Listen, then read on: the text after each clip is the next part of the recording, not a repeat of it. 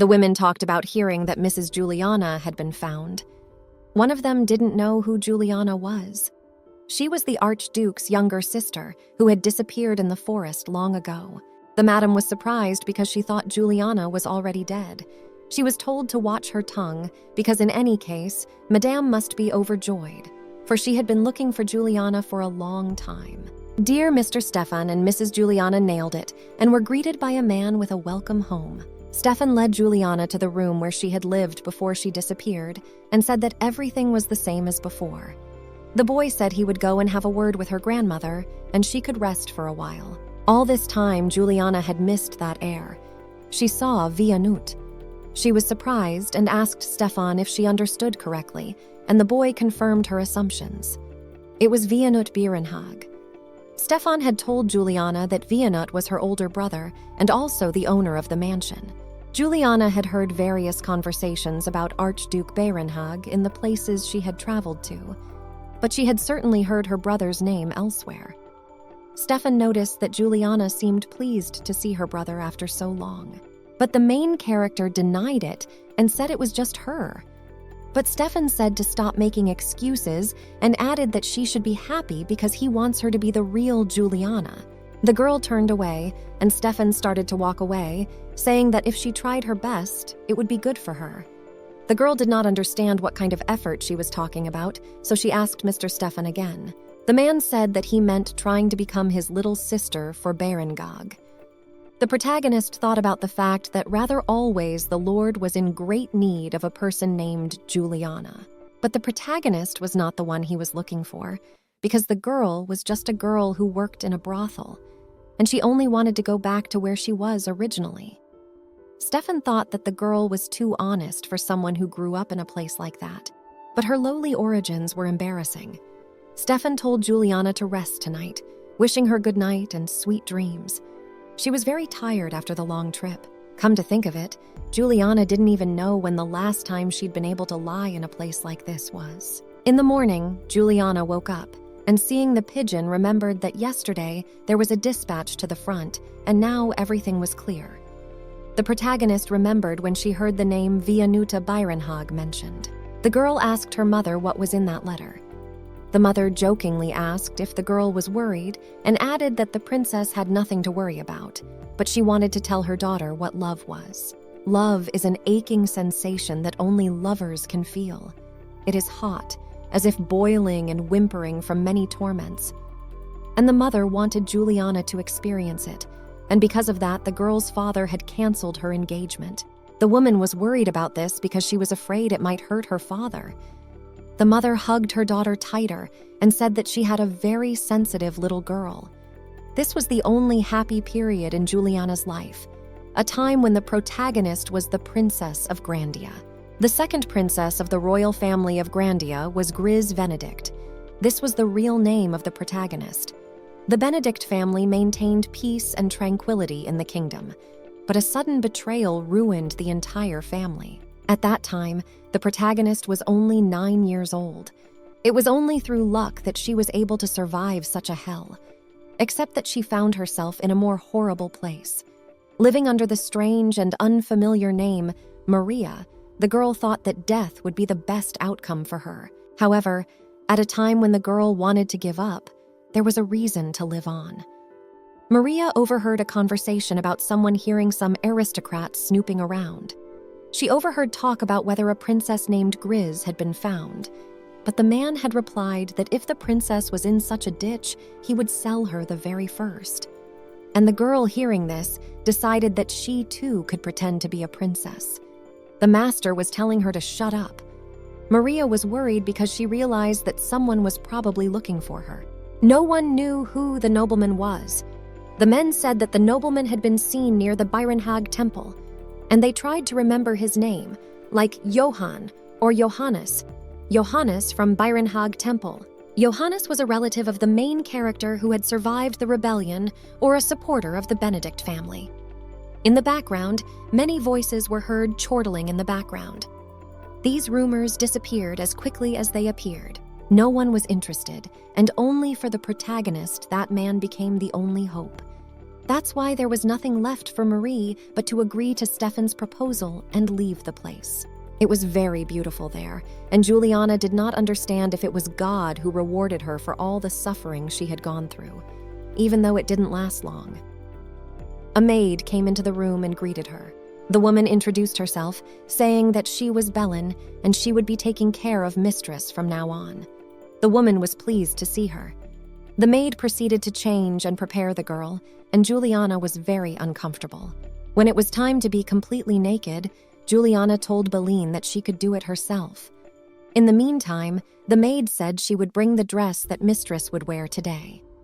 Stefan came into the room and said hello to Juliana. The man sat down and noticed that the weather was whispering to him. Stefan asked how Mistress had slept, complimenting her that she was even more beautiful in the sun and that girls like Juliana were valued everywhere. Stefan said that he thought everything would be fine, and the most important thing he came for was to inform that Grandma was already awake and wanted to see Juliana. Paula Barenhag. If Juliana's memories from when she was Princess of Grandia are true, then outwardly she appears to be a powerless woman who has left the battlefield. However, her character is such that previously, with a clear mind, she protected the Barenhag family instead of her husband who died in the war. The girl didn't know if she would be able to deceive Paula Barenhag so brazenly. But if she succeeded, he wouldn't just let it go. The protagonist did not know what to do, and suddenly a maid came to bring Juliana a dress. Seeing Mr. Stefan, the maid greeted him and bowed to him. The man said that, come to think of it, Juliana liked the color yellow. The maid told Stefan that he must be very tired by now and added that Mrs. Juliana was ready. The man smiled when he saw Juliana and said that grandmother must be waiting, and they went. Stefan would tell them where they needed to go and Juliana would just follow him. They arrived, and Stephen warned his mother that he had brought Juliana. The girl realized that most likely if she was caught cheating Juliana's grandmother, she would die. But on the other hand, if she refused to act according to the plan, she would be waiting for the same thing. And if she causes Stefan's displeasure, she won't be a tenant either. The only way out was for her to escape before anything else could happen. The protagonist was ordered in. Stefan said in her ear, just in case, that she had better not do anything stupid. Juliana said good morning to her grandmother. Stefan also said hello and said that he had found Juliana. Grandma asked sharply where he had found her. The boy said with a smile that Juliana was in a hut in the Duchy of Ester, which is near the forest of Barenhag, where she disappeared once. The grandmother was surprised, and Stefan continued to talk about the old woman who had raised Juliana until now and had picked her up once. And unfortunately, that woman had passed away 3 years ago, and when Stefan went to that place, Juliana was already living alone. The girl stood there and didn't understand how she could lie so brazenly to her kin. The meeting place, the man who looked after her and where she lived, it was all a brazen lie. Granny asked if she was really the real Juliana, a hoarse voice expressing no emotion, in which only ashes seemed to be left. Everyone feels the same sadness at the loss of family. It has drained even such a strong woman. It affected the protagonist as well. Juliana was about to say something, but Stefan interrupted her, saying that as unfortunate as it was, Juliana had lost all her memories when she had fallen off the cliff. That's why she couldn't remember anything now, but he thought that her memory would start to come back as she got home. Stefan promised that he would help Julianne by being there for her. The grandmother asked Stefan to leave the room. The boy told the girl to be a good girl and stroked her head. The grandmother got up from the bed and asked Juliana to come closer and look into her eyes. It was surprising, but the main character's aura was very similar to Juliana's. The protagonist didn't understand what that meant and assumed that Grandma meant that although she wasn't Juliana, they were similar. Her grandmother asked her to come even closer and asked her what Juliana's favorite dish was.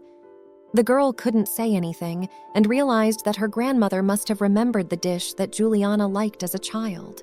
Even if the protagonist would be exposed, thus putting her life in danger, Juliana didn't want to deceive this woman and touch on their shared memories with Juliana. So the girl said that she liked fruitcake because she had actually really liked it since she was a little girl. The girl didn't feel like continuing to lie to her grandmother. The grandmother looked in her granddaughter's direction in surprise and asked if she had any scars that her grandmother should know about. But Juliana said she didn't think so. Grandma began to squat and said that honestly, it was all too late and her memory was beginning to fail her. Are there wounds like this? Are there not? She was confused. Was Juliana really missing? And if it was true, why had she shown up now? The grandmother said that she thought that girl was not Juliana, but added that it would be a good idea to observe her and that it was God's will. And she added that Juliana needed to regain her health first. A week later. In the days that had passed, the protagonist had not left the room. All because she needed to rest in order to improve her health and cure herself of a skin disease. The healer said that it was an infectious disease, and if she spent more time in the fresh air, she would recover quickly. The maid was very happy that it wasn't that critical. The maid asked Mistress if she was going for a walk today. Juliana said yes, and they walked together. When they had walked a little, the maid told Mistress that they had arrived at the place. It was Byron Hag Lake. Juliana thought that if there was a heaven on earth, it was definitely this place. Mistress saw a black butterfly. If it had motley wings, it could disguise itself as a flower or a tree, thus keeping itself alive. But doesn't the black color stand out too much? Juliana took the butterfly in her arms and noticed that it looked like her and hoped that it would live a long life and would not be caught or killed. Suddenly, the protagonist heard a strange sound. She suggested that perhaps it was the Archduke's iron gate that had opened. Before she could speak, she plummeted down and fell under the water. She was very cold and could not breathe. The main character didn't want to die like that. The maid was terrified and screamed for someone to come to their rescue. Suddenly, a man on a horse with red spots on his face appeared. A man jumped at the water's edge behind the mistress and pulled her out. The maid came running up screaming to see if Juliana was okay. She was fine, and Juliana began to thank the man for his help. The stranger smiled and said he shouldn't because he thought he couldn't pass by, and luckily it was all over. Juliana couldn't say a word because she was very cold, but she still tried to say something else. The man remembered that he had forgotten to introduce himself and said that he was the first commander of the Knightly Royal Order of St. Johannes named Quetton. The maid tried to keep her mistress warm somehow. Another man on a horse appeared, the same one with red spots on his face. The girl heard the smell of blood, and Quetton called for his general. The maid asked her mistress not to overwork herself, but Juliana got up and said that she had caused them a lot of trouble, so she would leave. The general came up and asked Quetton what the lady's name was. The man said that Juliana was standing in front of them. The guy realized that it was sort of the general's younger sister who had gone missing at an early age, and news of her being found had even reached the battlefield. The man took off his glove with his teeth and moved closer to the girl, lifting her face with his hand. Black eyelashes. His cold, slightly downcast gaze reflected tiredness and yet peacefulness. It was clear from Stefan's words that she should have known about her older brother beforehand that he was right. The girl recalled Stefan's words about Vianut Barenhag, who had incredible influence and was a man without flaws. He serves the god and follows the temple blindly, showing no interest in women. It's a man who commits murder in the name of a god and who gives off the metallic odor of blood. Even though half of his face was stained with blood, Juliana thought she understood why they called him a masterpiece. Created by a deity. Vianut turned to Juliana. The girl couldn't take her eyes off him. Juliana did not understand why her heart was racing. The general said he had to go and rode away. Without realizing it, for a moment, the protagonist began to hold out some meaningless hope. She remembered his words that if he was such a ruthless and powerful man, he should have the strength to take revenge on the Taralucci family that had taken his family and Grandia from him. Juliana thought that such thoughts of retribution had long since left her. Suddenly, the girl started to fall. The maids were shocked and asked if she was okay. The protagonist told them not to worry because she was going back to the room. Quetton said he didn't know if such words were appropriate or not, but Julianne was beautiful, and he believed she would soon receive marriage proposals from many parts of the country. Vianu said she had scarlet eyes. The maids were asking what was wrong with the mistress, and the protagonist herself did not understand what was wrong with her red eyes and thought that perhaps the real Juliana had them of a different color. Vianu noticed that Juliana was really charming. The maids asked Juliana if she was sure she wanted to take a bath unaccompanied, but the protagonist said that, of course, she wouldn't mind if someone took care of her on such a day. She was handed hot tea, but afterwards Juliana said that it didn't matter and thanked for the tea. Juliana told her personal maid that she would continue to bathe by herself because she was comfortable. The maid listened to Mistress and asked if Mistress had heard that Stefan was coming back today. Juliana was surprised, and the maid said that the Marquis seemed to be in some kind of trouble. It hadn't been long since Stefan had left, and now he was on his way back. What was surprising was that the problems were resolved very quickly. Juliana realized that she had to finish her preparations as soon as possible. He must have heard the news of Archduke Barenhag's return, and he must have jumped at the chance to protect the fake Juliana. Stefan entered the room. He said hello to the girl. The maid bowed and greeted the lord, but he ordered her to leave. Stefan said that Julianne's face looked better. The protagonist said that was it, because this place was better than the past. The master was glad that she liked it. Juliana said she saw the Archduke, but Stefan said he'd heard that before. The main character said he didn't seem happy to meet her, and suddenly Stefan said that all dogs are wary of strangers, and he called Vianut his Majesty's wildest dog. The protagonist didn't understand why Stefan was talking about Barenhag like that. She remembered that the Archduke had noticed her scarlet eyes, and so the girl asked what color Juliana's eyes were. Stefan started to look in and said that her eyes looked brown in the dark place. Juliana was scared because she didn't know what was going to happen to her now, but the gentleman scratching his head said it was okay and everything would be fine. When Vianut was 3 years old, he was sent to other lands where he grew up under the care of the archbishop, and he had a rather awkward relationship with Juliana. And Stephen grew up with Juliana like brother and sister. Stefan told the protagonist that he could vouch for that, and that all she had to do was to try her best to avoid Vianut. The protagonist didn't understand how she could avoid the local master, the Archduke, who is nothing but a king in these lands. Yelena told Stefan that she couldn't do that. He asked if it was true that she couldn't avoid him either. Stefan was right, and if she refused, he might kill her if he got angry. Aristocrats wouldn't even have trouble killing a maid for accidentally spilling tea on the clothes they like. And Juliana, on the contrary, should be grateful to him for still being quite polite to her. And Stefan adds that he has already introduced the main character to Mother, so it can't be helped, and now she is Juliana, who lives in the forest with the old woman Ortis. Stefan wants Mother to get well as soon as possible. That's what he wishes for most of all. When Juliana disappeared, Grandmother began to skip meals frequently and stopped leaving her room. Now, the mother is old, and it's only a matter of time before death knocks on her door. However, with the appearance of the protagonist, albeit a little, but the grandmother began to eat. Granny found something worth living for. Granny had to find out that the protagonist was really Juliana, and if she made sure of that, she would definitely want to find a match for her. Juliana thought that Stefan was probably trying to say that deceiving others wasn't always a terrible thing to do. After all, if she found out the whole truth, it would only hurt twice as much. Juliana said she wasn't sure she could do it. Mr. Stefan asked if the girl had heard of the Temple of Barenhag. Juliana answered nothing, and the Lord said that if she was a good girl, he would take her there.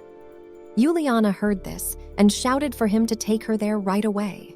The man was curious about this. Juliana's personal maid came into the room and, apologizing for interrupting their conversation, told Juliana that Madame wanted to see her. Stefan ordered her to go quickly and added that if she didn't play her part properly, it would be over, both for her and Stefan. The protagonist was very concerned about the way her grandmother had looked at her last time. It didn't seem like she believed in bringing her granddaughter home then. The maid and Juliana came in, and the woman notified Madame that Juliana had arrived. Juliana was not yet ready to meet again, but she had to. Her grandmother told her to pass through, adding that they would have a tea ceremony over hors d'oeuvres. The fruitcake was quite good. The grandmother said that she had been bedridden for about 5 years, and in those days the thought of flying out the open window never left her. The woman commented that Juliana understood her feelings, and you could tell. It was much more difficult to live in the hut. And then the grandmother remembered and asked if Juliana had seen Vianut.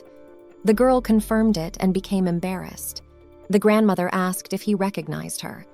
The protagonist said that he didn't recognize her and thought in her mind that not only did he not recognize her, but he also doubted the color of her eyes. The girl said with downcast eyes that because she could not remember anything, she had not been able to greet him warmly. Madame was surprised and said that a modest banquet was planned for tonight and a celebration would be held in honor of the Archduke's return from the battlefield. And it would certainly be attended by members of their family, the Ortour consorts, the Marquises of Bayonne, as well as other guests. And it would be glorious if Juliana would sincerely celebrate her brother's return. The protagonist agreed after all. The maid told her mistress that she was very beautiful and would enchant all the guests who came today. Juliana's skin was shining and the maid admired her very much. Bellin sat down abruptly and Juliana didn't realize what was happening. The maid reached for the mirror and asked if mistress would like to look at herself.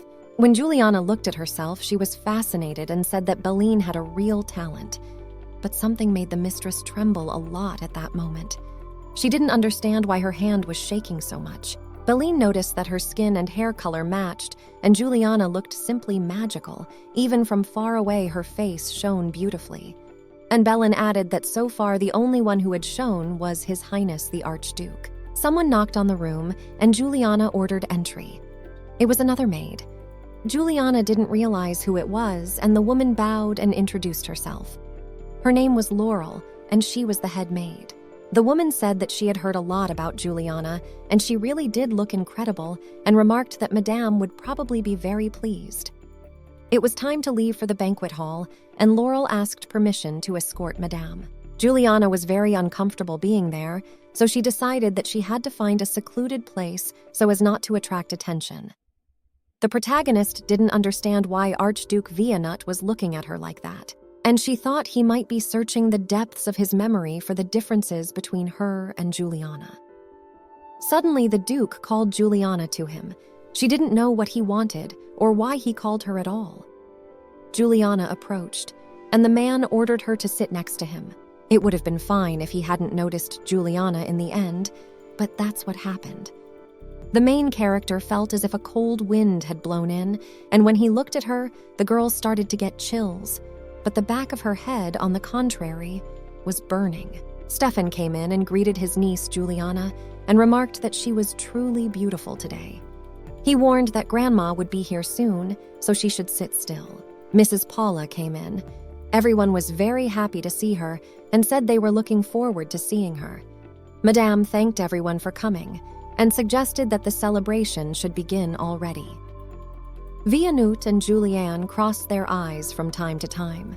Paula addressed Archduke Vianuto, saying that she and all present were very glad that he had arrived safely, and there was no greater joy than his arrival, and asked how she would like to make a final toast to the guests who had gathered there for his sake. The Archduke said so be it. The man stood up and raised his glass, and said that he was glad to see everyone again in such a setting, and he hoped that death would bypass him next time and they would meet again at the banquet. He was grateful to everyone for coming here and said that the gift-giving ceremony would begin soon. There were many gifts in front of everyone, brought directly from the Nordswales. Juliana noticed a basket and was very curious about what was in it. When she looked closer, she noticed that there were 2 white dogs in it. The Archduke was told that these puppies were delivered to the palace a few days ago. They are so rare that all the individuals can be counted on the fingers, and this breed stands out for its high body temperature. They can easily warm their owner's hands in cold weather. Juliana was surprised and amazed to see such dogs in front of her. There were only hounds in the palace. Vianut was asked what he would do with the gift. For the guests, the dogs were indeed adorable. The Archduke said nothing and walked over to the dogs and took one of them in his arms. He put the puppy in Juliana's hands and remarked that it looked good on her. The girl thanked him. Madame also remarked that Vianney had made the right choice because the dogs suited Juliana very well. Vianut said he was serious, and the puppies were indeed as if bred especially for Julianne. Further congratulations were heard. The maid was doting on the dog because it was very cute. Juliana thought about the fact that he was very warm, and the maid asked if the mistress had already thought of a name for the dog. The protagonist was surprised. This puppy is meant for the real Juliana, and whether the protagonist has the right to name someone else's dog. Well, if anything, now is not the time to think about dog names, because the protagonist doesn't even know how long she can stay on the estate. Juliana wondered what she should name this fluffy little thing. The mistress told the maid that she wanted to rest, and so she could go about her business. The woman agreed with Juliana and wished her good night. Even the birds slept that night. A seed sprouted in the cradle. Let it blossom with pure beauty. And if you climb up the stalk and reach the moon, you can find eternal peace. While locked in the tower, the protagonist often sang this lullaby, dedicating it to her father and his soldiers who died because of the treachery of the Taralucci family. The girl spotted Vianut from below and immediately hid. She didn't understand how long he could have been standing there and realized that he had heard her singing, thinking that perhaps she had interrupted him somehow. She checked once more to see if he had left, but the Archduke continued to stand still. Juliana didn't understand what he was doing there. The protagonist sat like that for a little while and realized that he was gone, and she was lucky. In her dream, the girl dreamed of how she begged for her father's army to win. She continued to pray and suddenly noticed that they were here again. The wolves that came there every morning. Looking at the wolf, she noticed something similar to Duke. The dog was a real beauty, and the maid asked the ladies what they would name the baby. Juliana hadn't had the urge to name him anything since yesterday, but she had some in mind. Juliana said that the cute little thing would now be called Tia. The maid asked, and the protagonist said that it meant soft and fragile because he was still a puppy. The woman noticed that her mistress had changed a lot. Juliana did not understand what she meant and asked in what way it manifested itself. The maid's bow fell off and she knelt down, pleading for help for talking nonsense and asking to be excused for such rudeness on her part. Bellin said that the head maid, Laurel, would be here soon. She said that when Mistress had recovered a bit, she would need help looking around the mansion. Laurel came to the protagonist's room and said hello, telling her that she looked beautiful today. Juliana said hello in return, and the maid said that today, Juliana would have a tour of the castle. And starting tomorrow, the protagonist would be studying with her teacher. The girl was surprised to hear something about a teacher and asked again. Meanwhile, Laurel's maid was listing the lessons that awaited the mistress. There was drawing, etiquette lessons, doctrinal studies, and the rest. These were necessary classes for a lady, and asked if she could give it to her now. They approached the portrait, and Laurel introduced her to a former archduke named Waldemar Byronhag. To his left was a portrait of the current archduke. Juliana remarked that it was very surprising because they looked very much alike. In the first floor wing is a stone hall. It was built for the Byronhag family. The protagonist had never heard what a stone hall was, so she asked again. Laurel said that at the moment the place next to the archduke was occupied, but soon there would be a statue of Juliana. The second floor belongs entirely to the archduke. Further down the corridor is his room. Next to it is the room of conquest, and there stands the collection wall. Juliana interjected again with surprise. Julianne assumed that if Vianut beheaded those he hunted, the girl wondered if there was a prayer statue of the saint there. The archduke had created the room of conquest personally, and no one ever went in there.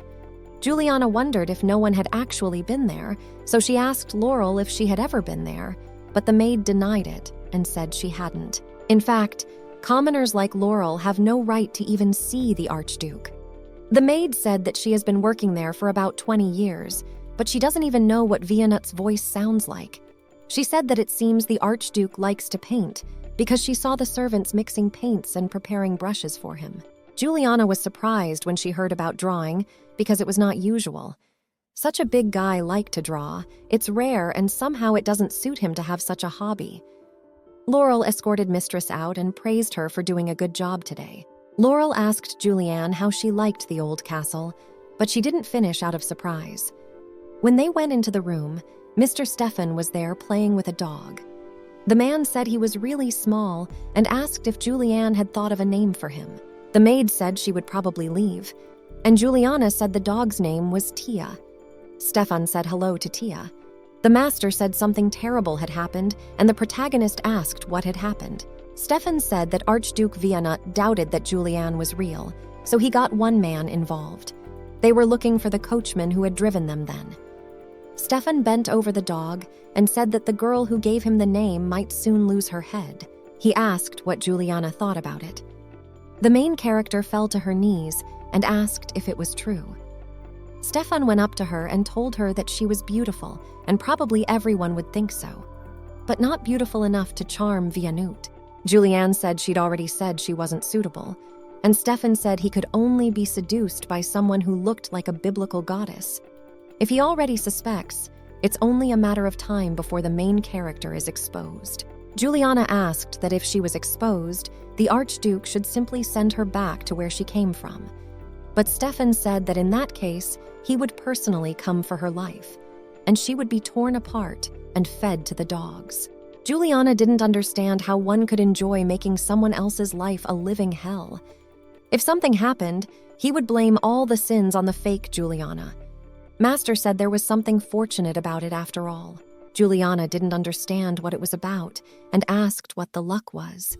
Stefan said that he had taken her from the brothel and brought her here from faraway lands. And now, as he said, the protagonist only had to pray that her grandmother's health would not fail.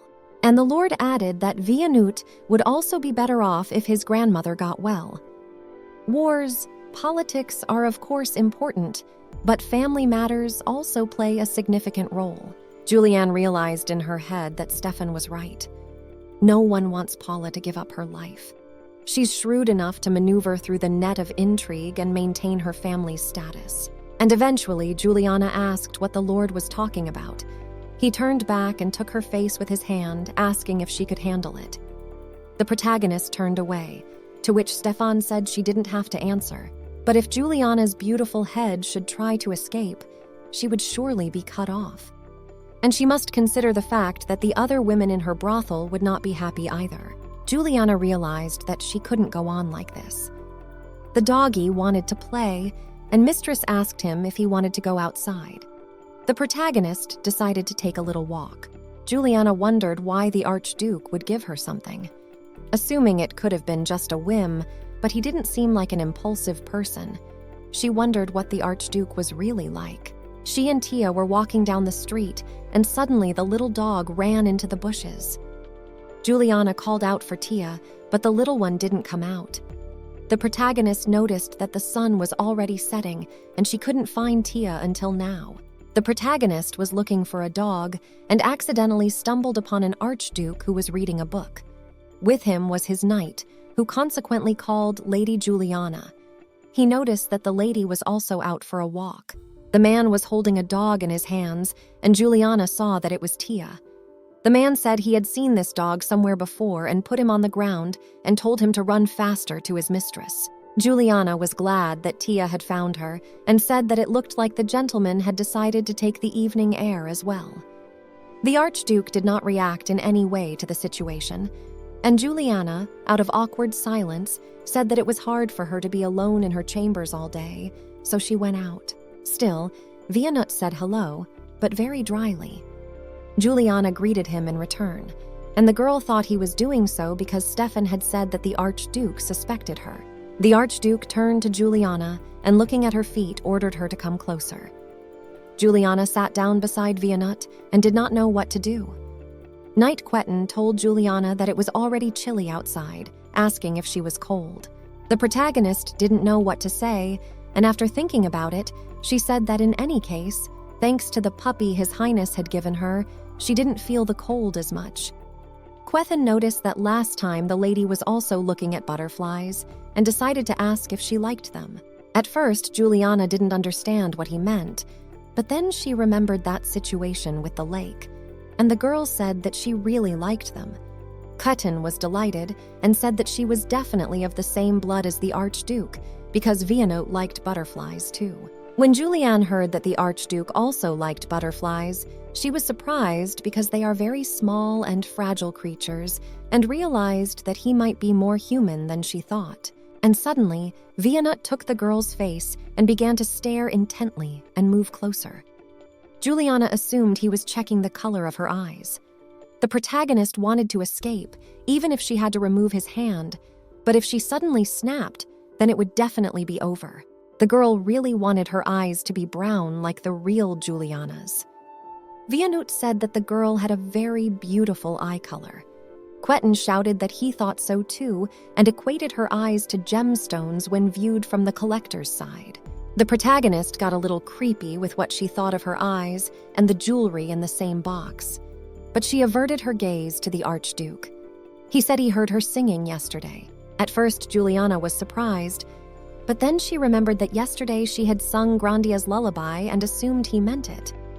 The little dog started chasing the butterfly and barking at her, and Juliana told Vianote that she had to go to Tia's and apologized for the inconvenience she must have caused. When the girl left, the Archduke asked Quettin about Tia. He suggested that it was more likely the name of Juliana's puppy. Juliana sat on the bed and remembered the flowers she had seen in the garden when she was walking with Tia. Apparently, being a princess, the protagonist had seen them when she traveled in the south. They looked like cotton flowers. The girl recalled moments from her childhood when she had approached such flowers and her mother had forbidden her to touch them. Then, she did not know what was wrong with these flowers. The main character was cleaning, and suddenly she heard crying. Looking to her left, she saw women and assumed it was Adrian's sister crying. They were talking about the white-colored flowers that looked like cotton and were growing in the backyard. If you boil them together with aconite roots, they will become poisonous after a while. Aconite is a genus of poisonous perennial herbaceous plants of the buttercup family. Such a mixture corrodes organs and makes people vomit blood to death. The girl said all she needed was this poison, and then she would be free in this hell. The birds were singing. Laurel said hello to Mistress. Juliana said hello back, but Mistress was startled by the look on her face. She ran up to Mistress and asked if everything was okay since she was seeing something wrong. The protagonist said that nothing was wrong, and it was just a dream. Last night, Juliana's whole body had been gripped by a nightmare. First, she dreamed of being imprisoned in a tower, and then of times when she was in a brothel. The maid asked if Mistress was all right and added that classes started today, but could be rescheduled for tomorrow. Juliana wondered about the classes. She didn't understand why she needed them at all, though it must have mattered to her grandmother and Stefan. It was only a matter of time before everyone found out where Juliana had really been brought from. After thinking about it, the protagonist said that it was fine and she could study today. The maid was delighted and added with a smile that besides that, Madame Paula would like to have breakfast with Juliana. The girl agreed to this. Grandmother asked Juliana how she liked the food. Juliana said that undoubtedly all the dishes were delicious. They brought the pie that Juliana had mentioned earlier. Madame Paula said that still, she hadn't forgotten. The woman said that when she looks at the pies, she remembers the old days. After all, Juliana loved pies so much, she would only eat them for dessert. She liked apple pie too. Madame asked if Juliana remembered what happened the day they lost her. But the girl lowered her head and said that she remembered nothing. And Madame began to tell that the Archduke's wives were then led to the entrance of the forest of Barenhag. To strengthen relationships among all the ladies, Paula held a hunting tournament and offered a calf as a prize. And that day, she realized her age. So she wanted to show the girls that she was still strong and wants to stay that way in the future. The woman fervently wished to defeat those ladies. Worried that Juliana would follow her, Paula ordered the multitude to follow her to hunt in peace. But when, after catching 2 deer, Paula returned, Juliana had already disappeared. The maids went all around the forest. They screamed and sobbed. At that moment, Paula realized how terrible an act she had committed and added that there was no forgiveness for her. Juliana wanted to try to support her grandmother, but she didn't know how. Mrs. Paula said that if you think of it that way, the lessons start today, and so she asks Juliana to do a good job. And if Juliana needs anything, she can go to her grandmother.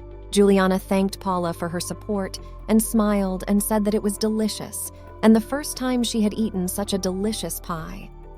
The grandmother was pleasantly surprised, and Juliana dared to say that she had something to ask her. The grandmother was surprised and asked what her granddaughter wanted.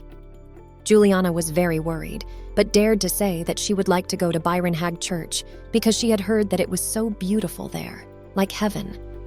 Before Juliana is exposed, she wants to see Johannes, but Stefan won't let her go, but maybe Grandma Paula will approve. Grandma, thanks. Juliana was very happy and thanked Paula, but she also apologized at the same time. Stefan came into the room. The man apologized for interrupting Juliana's tea party, but the girls' teacher had already arrived. Paula herself apologized for apologizing, for distracting poor Juliana all this time. Stefan looked at Juliana, and the girl said that she really enjoyed having tea with her grandmother. When she was walking with Stefan, she looked the other way and saw those white flowers from afar, and realized that they were growing in the garden. Stefan suddenly said that the atmosphere at the tea party was not bad, to which Juliana agreed. Suddenly, the girl crouched down near the flowers. Stefan didn't realize what was wrong with her. Juliana took a few flowers. The flowers that Juliana took, she gave to Stefan. The protagonist hoped that she would get the peace she longed for. A few days later, the maid was brushing Juliana's hair and noticed that it looked much better already. To avoid an awkward silence, the woman asked her mistress how her classes were going. Juliana said that riding and learning manners came easily to her, but it was very difficult to learn how to walk properly. The protagonist's grandmother, who had difficulty moving around when they first met, is now doing well, and they have begun to take frequent walks in the garden. And now Belen began to laugh more. The maid was telling mistress with a smile to try harder, and then she would succeed. And she asked how mistress's trip had gone. Juliana was surprised to hear this and asked again. Belen said she meant that the lady had visited the church. Yesterday, Juliana went with her grandmother to look at the sculpture, and Paula said that there is a priest among her acquaintances that she wants to see again and again, and she heard that this man works here. The intellectuals decided to ask passers-by, but they said they knew who Johannes was. I had never even heard of the name. One of the men said that his cousin was the owner of the store, and when he saw him, he would ask him. Juliana thanked her for her help, but in the end, she couldn't find any trace of that priest, but it was still a very beautiful place. Belen was excited to ask if the lady had met that sculptor because she had heard that he was very handsome. That sculptor. It didn't matter how handsome he was, it was probably impossible, and probably people weren't lying when describing his beauty. And the maid said that the lady was right, because His Highness was in any case more beautiful than anyone else, and maybe that was why she couldn't be impressed by the other man's looks. Juliana didn't want to hear about the Archduke again. While she was in that place, she noticed one strange thing.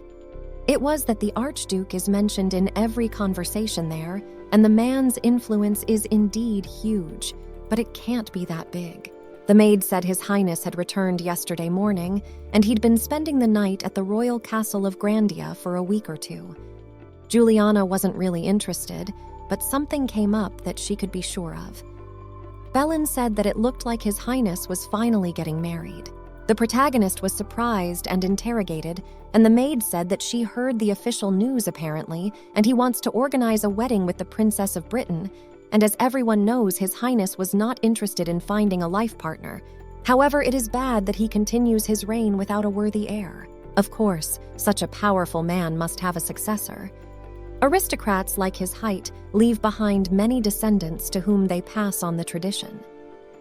Juliana decided to ask if Belen had said that the Duke was not interested in finding a companion. And the maid said she had heard it said that he misses his bride who died at a young age very much. Still does. The Princess of Britain is studying in the country next door across the ocean, and perhaps she will return in a month for the wedding because there are rumors of her ethereal beauty, and it is said that anyone who sees her will instantly fall in love, and the wedding will definitely take place, and the heart of the princess will definitely belong to their Archduke. When Juliana heard this, she decided that the preparations for the wedding would take a long time, so she should stop looking for a priest for the time being.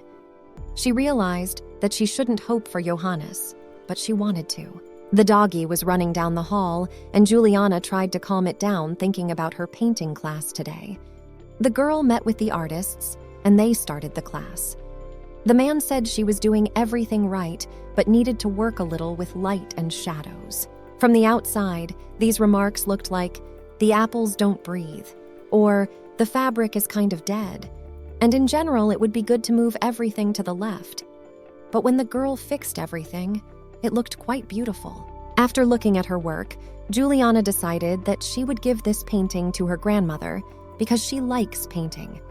The teacher praised the girl and said that she had done a very good job. Lately, the corridors of the castle are not filled with bustling servants, and only the footsteps of Stephen and the Archduke are heard. Suddenly, the Archduke came into the room, and the man was very much honored to meet him for the first time, and he said that he was teaching Mrs. Juliana the artistic arts. Vianut started to get closer, and Juliana stood up and said hello, saying they hadn't seen each other in a while. After she had said hello to him, the girl asked if his trip had been successful, but the man answered nothing to that and said she was still here with an angry look in her direction. The man said that there was one of two things here. Either the girl was fearless or the real Juliana. The Archduke looked at the girl's hair, and the protagonist apologized that even when she heard the news of his return, she was unable to greet Vianut. The teacher, after Vianut looked at the picture Juliana was painting, said that Madame is very similar to Madame, who is known in social circles as an artist, so she has an admirable sense of aesthetics. And maybe if she practiced more, she would succeed. This turned out to be interesting to the Archduke because he talked about his mother and said it would be necessary to check it out. Juliana didn't know what he meant. Vianut ordered the girl to draw. The teacher said that Julianne had little experience so far and needed some more practice to draw portraits because there were still too few opportunities. But the Archduke said that he was the one who decided. The gentleman walked toward the couch. Juliana did not know what to do and began to think about saying that she would practice more and present a properly drawn portrait. But she did not think that the Archduke would agree to this, for he, already posing, laid himself down on the sofa. But still, Juliana dared to tell the master that she asked him to forgive her, but that she was not yet so good friends with the brush, so if he would give her some time. But Vianut said to just paint. Juliana assumed that she faced a choice of 2 points. 1, either she at least tries to paint, or 2, either she refuses, in which case her head would definitely fly off her shoulders. Juliana asked that the teacher alert her uncle to the situation and decided to proceed to draw. The protagonist took out a canvas and decided to just calm down for starters. She told herself that she had been learning to paint since she was 6 years old, and even though she had never done a full-fledged portrait, Juliana thought people's eyes were beautiful, so she decorated many canvases with them. But the Archduke's eyes, they are like an ocean where no man has ever set foot. But that was all. Juliana did not feel any feelings like warmth, anger, or sadness that a human being might have. The one whose body is all bloody, or the man who talks about his love of butterflies. Suddenly, the Duke began to move, and Juliana said she couldn't see his eyes when he held his hand like that. The Archduke was surprised and asked again. Juliana said she thought the eyes were the most important part of the portrait, and the man asked why she thought so. The girl remembered when she was still a little girl and watched the massacre in the castle. It was very frightening for her to see the breathless bodies that looked in her direction with a soul-piercing gaze. After that incident, everything turned around, and Julianne said she thought so, because a man's eyes are the mirror of his soul. The protagonist has already started to believe that. Julianne realized it was a mistake. He's looking at the protagonist with his own eyes. It's as if he's ready to burn her through. just as she can do, a dethroned princess, a former brothel worker who brazenly took someone else's place because she damn well wanted to live. Juliana's shameful soul could not be recovered. Stefan came into the room and exchanged glances with the Archduke. Vianut was surprised to see his uncle. Stefan was surprised to see His Highness there, and Vianut asked him what he wanted and why he had come. Stefan said that he had met Julian's drawing teacher by chance, so he told him that the Archduke had asked Julian to draw his portrait. The Archduke confirmed this, and the man said that he was worried about whether he would interfere with his brother and sister's well-being.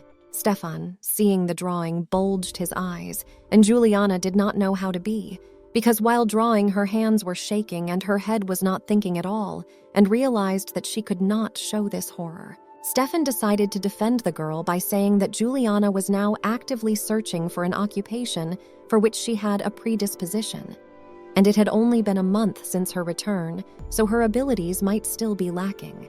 And at the end, Stefan added that the Archduke might be distressed by Juliana's inexperience and asked how Vianut would feel about judging the painting already finished.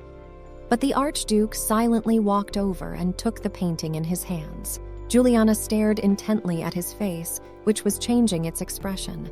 The girl was very anxious. The man, after examining the portrait, said that she was also on it. Juliana did not understand what he meant and asked again. Vianut showed her hand over her eyes, which had a picture of her in them. The main character was very apologetic and said that she did it unintentionally and was just so focused while drawing. Stefan remarked that it was a very unusual portrait and said he thought it was a warm look because he looked at his younger sister very gently. He apologized for his long tongue, but remarked that all the portraits of the Archduke depicted him as a stern and cold-blooded lord. The Archduke told Stephen, his uncle, that he looked like his father. Suddenly, a knight entered the room, apologizing for entering so suddenly and disturbing them. Vianut asked what was wrong, and Quentin said that in all likelihood they would have to go to the port. The Archduke left with Quentin, and Stefan and Juliana were walking down the corridor, and the man was telling the girl to try to avoid the Archduke from now on by any means necessary to avoid a repeat of today's incident. Juliana wondered if Stefan was demanding too much. They weren't in a brothel after all. She had no other thoughts in her head but to get out of the mansion as soon as possible. She wondered what Stefan was up to, using Julianne like that. The man said it would be nice if Julianne realized the seriousness of the situation and did the right thing, because she should thank Stefan for getting her out of that filthy den. The main character saw Belline, who was cleaning the hallway with a smile. The mistress remarked that the maid seemed to be in a good mood. Seeing Juliana, the maid immediately stood up straight and said that she was happy to see Juliana. Belline asked if the meal with Madame Paula was a success. Juliana said it had been fine and asked if Belline had bought a new hairpin. The maid, embarrassed, said that it was Mr. Quentin who had given a gift to each of the maids at the mansion not too long ago. He said that he had met the merchants when he went to the port with His Highness. Juliana was surprised and thought that Quentin was a very kind man because he gave gifts even to the maids. And Belline added that Mr. Quentin said that His Highness had purchased an incredibly expensive item. Juliana was surprised and asked what the thing was.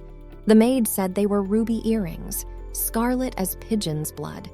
She had heard it said that the gem glowed red, just like a witch's eyes. All these words sounded ominous to the protagonist, and she asked about the ruby.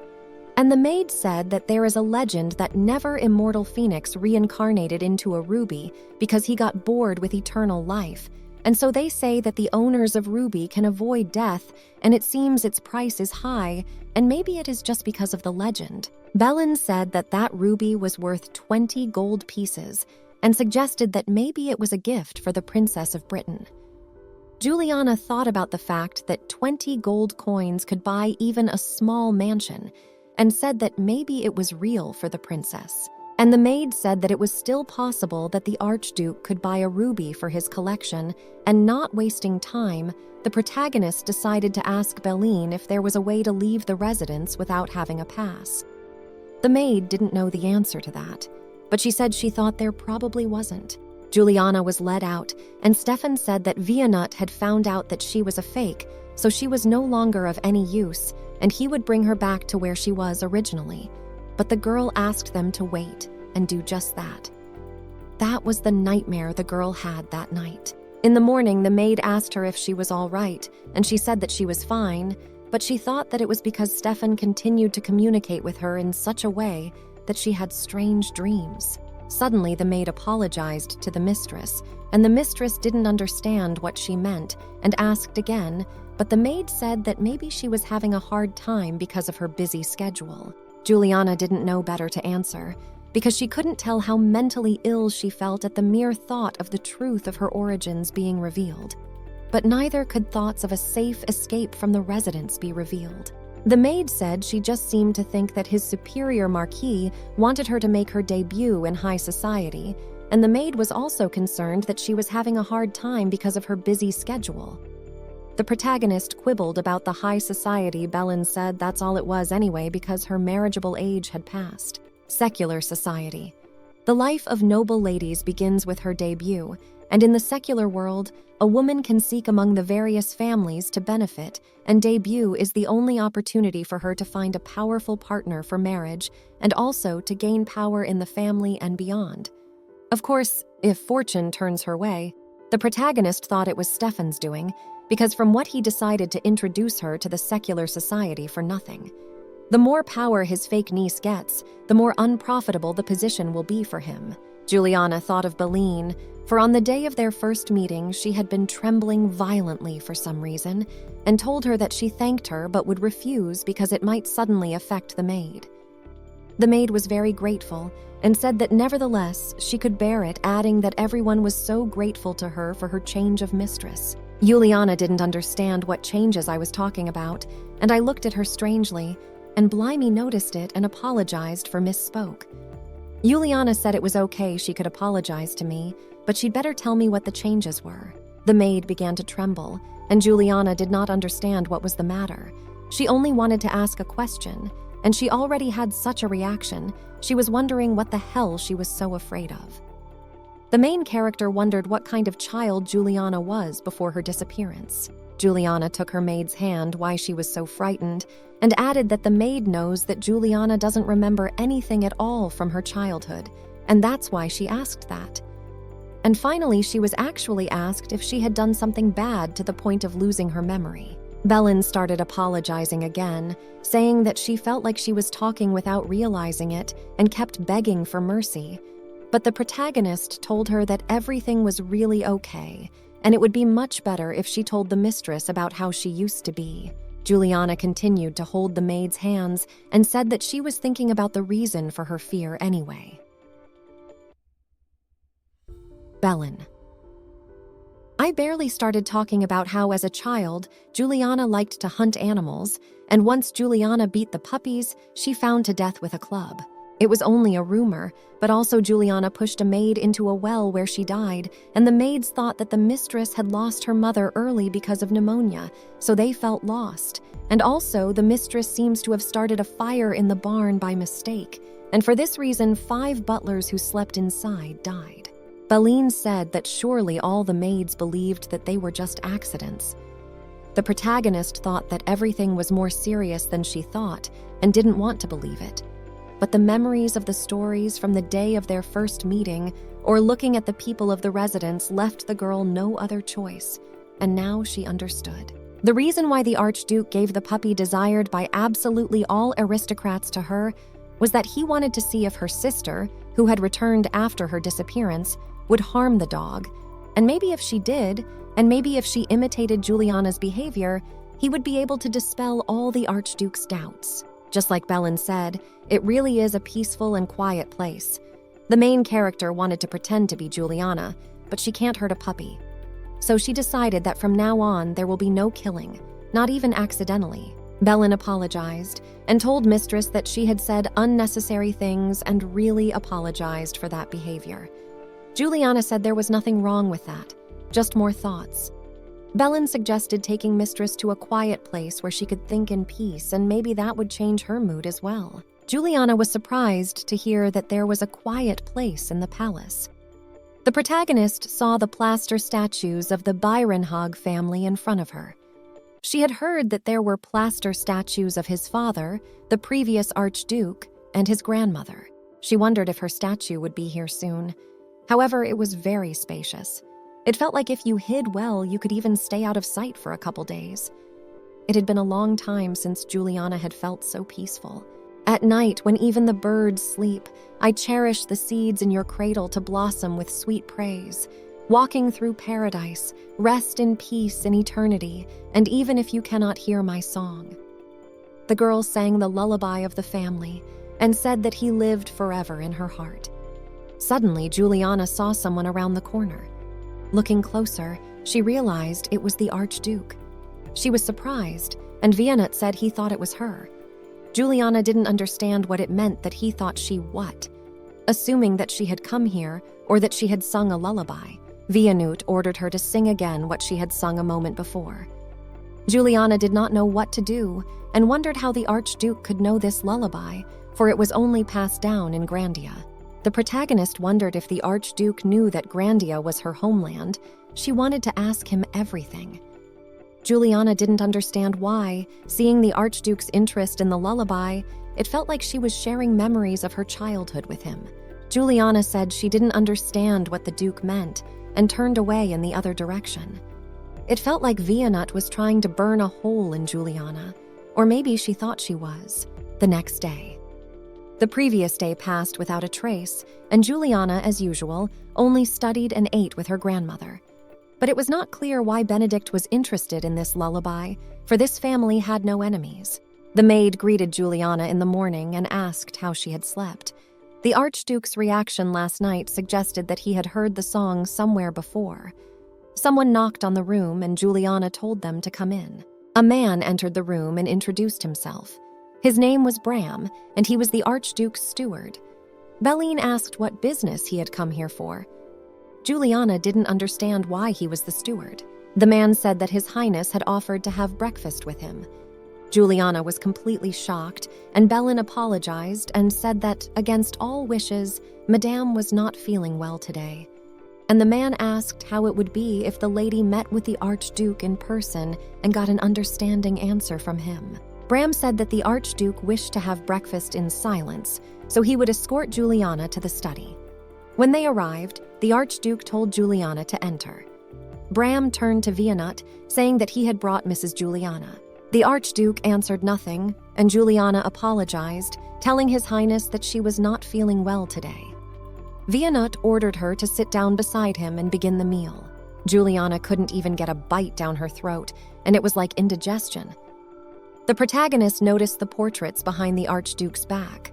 Looking at the woman, the Archduke's mother, who had left this world due to pneumonia, she saw a sympathetic smile on her face, assumed she must have had a weak body. On the side was the previous Archduke of Barenhag, Waldemar, that is, Vianut's father.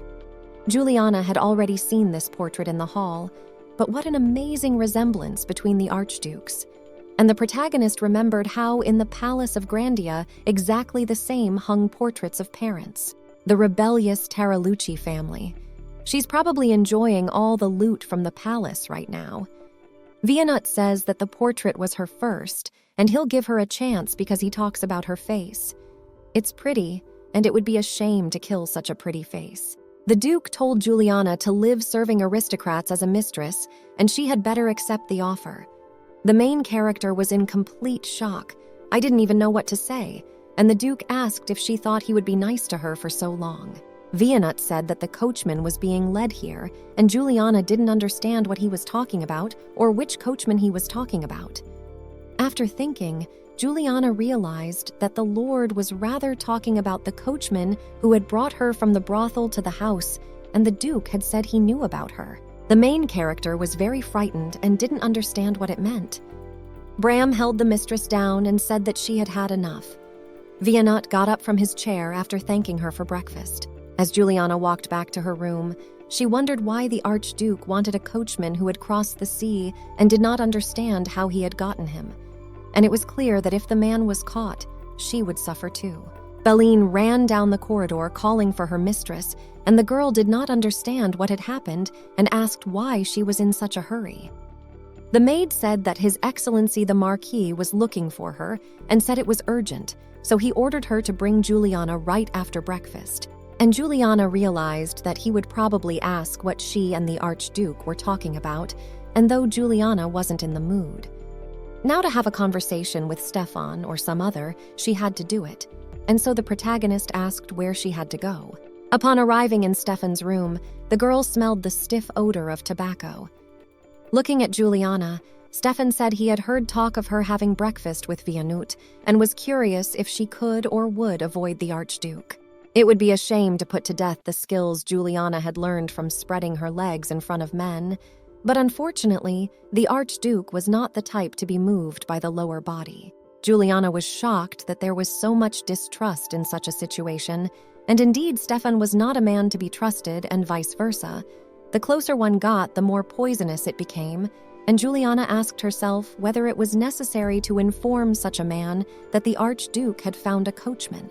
The protagonist realized that if she left the estate without saying anything, she could easily fall into the hands of the Archduke. So she decided that first she had to overcome this critical moment. Juliana gathered herself and said that the Archduke had told her that he would bring Kusera. Stefan was surprised and asked if he told her that personally. The girl said that it seemed that at breakfast, he had decided to give her a chance because of the moment of yes to that coachman. Stefan hesitated, and Juliana assumed that Stefan was going to calculate the Archduke's guesses. Mr. Stefan repeated the word coachman and said that if he was captured now, he would go through the harbor, for they would be ferrying him across the sea, and they should just kill him. Stefan said he would find out, sent a man there, and Juliana asked to be moved elsewhere until then. When Stefan heard this, he asked Juliana if she thought it was possible to survive by using her brain in a different way. When he heard that, Stefan said that that was exactly what her fear would look like. Stefan moved closer to the girl and pressed his tobacco into her chest. The tobacco made it hard for her to breathe, and so she passed out for a few seconds.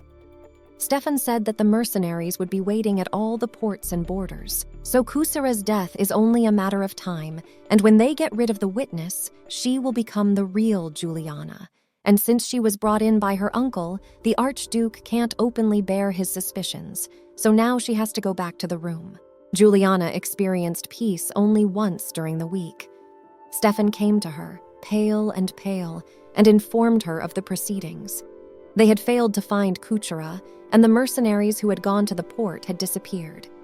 Juliana thought about the missing mercenaries and speculated that perhaps when they were about to kill Kuchera, the Archduke had discovered them. Juliana's head was ready to explode from imagining that one day the Archduke would find out the truth and come to kill her. Belen came to the mistress and greeted her, saying that she was at the morning service. The protagonist ordered her through, and the maid leaned over to the doggie to say hello to her as well. The maid said she had heard that Mrs. Paula had gone out for a walk, and her condition seemed to be improving, so she went to the cemetery.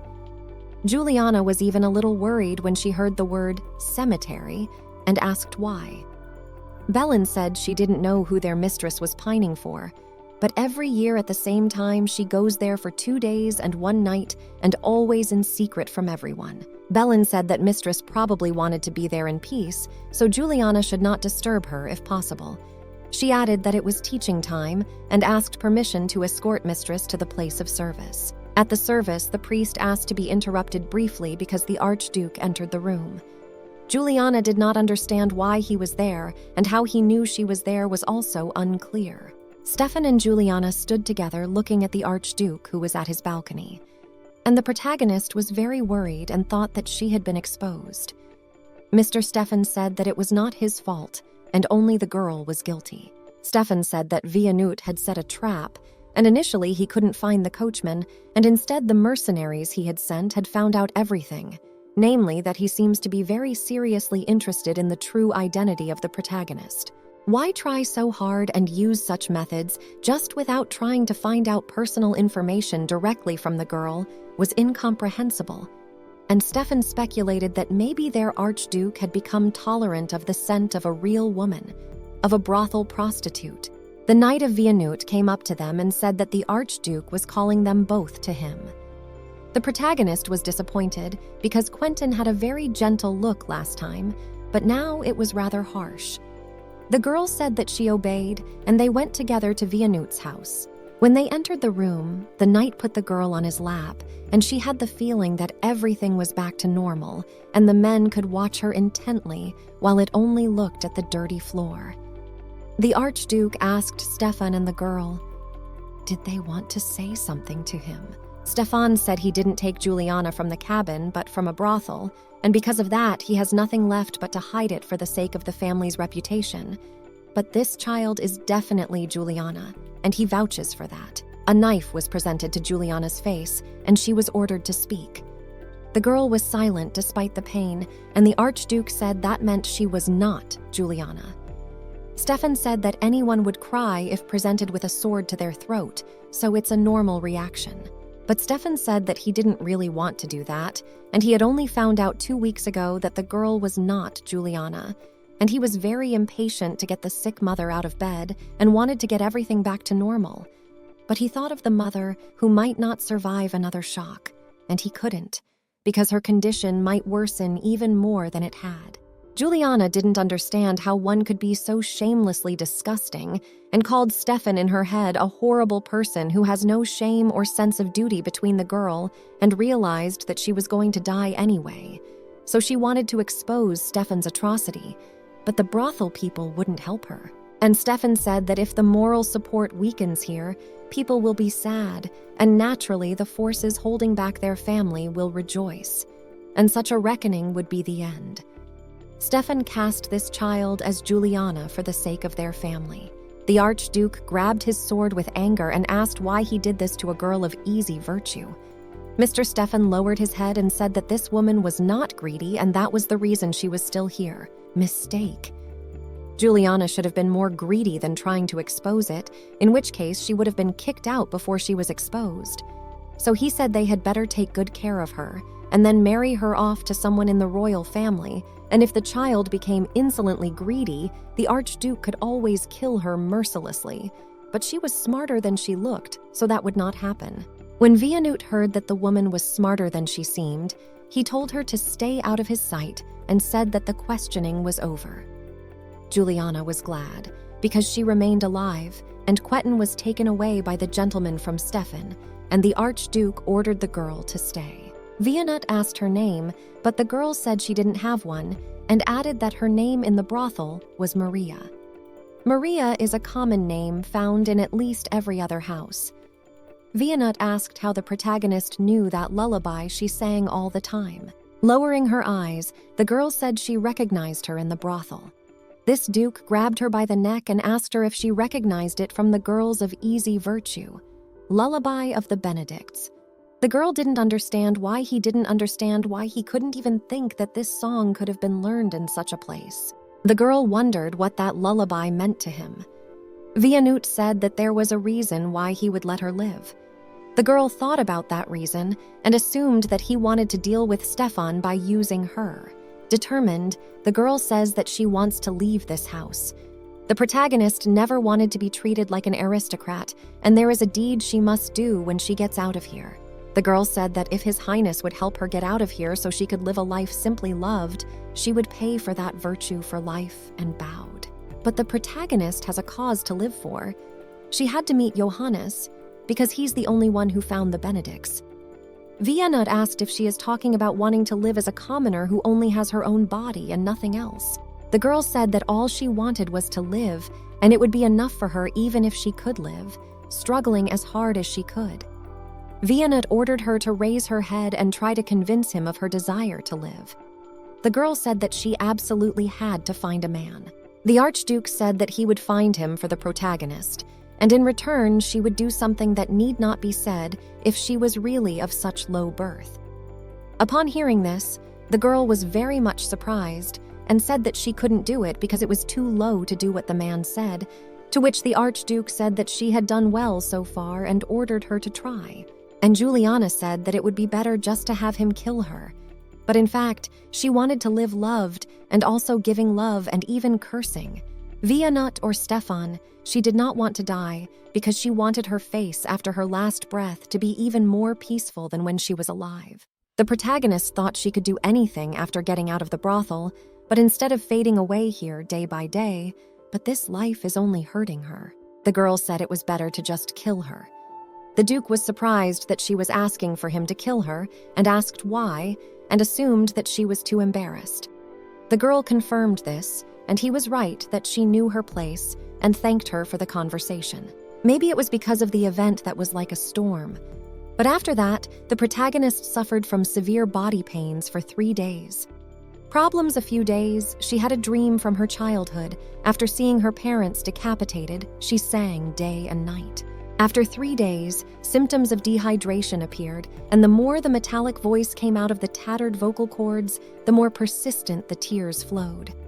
The protagonist wanted to die as soon as possible and to be in the arms of her parents, and so a few more days passed.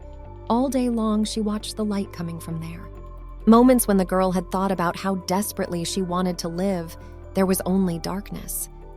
Now, thinking about the reason the light was now getting there, she changed her perspective. She realized that today, it was that color again. The girl looked out the window and saw a guy aiming at her face. He was throwing pebbles at her through the window. The main character didn't understand why he didn't treat her like that and who it was.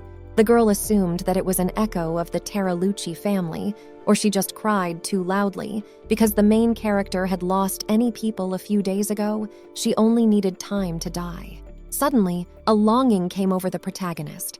She took the stones in her hands and realized that she was in this impregnable dungeon. So this guy can't hurt her, and so she will continue throwing stones.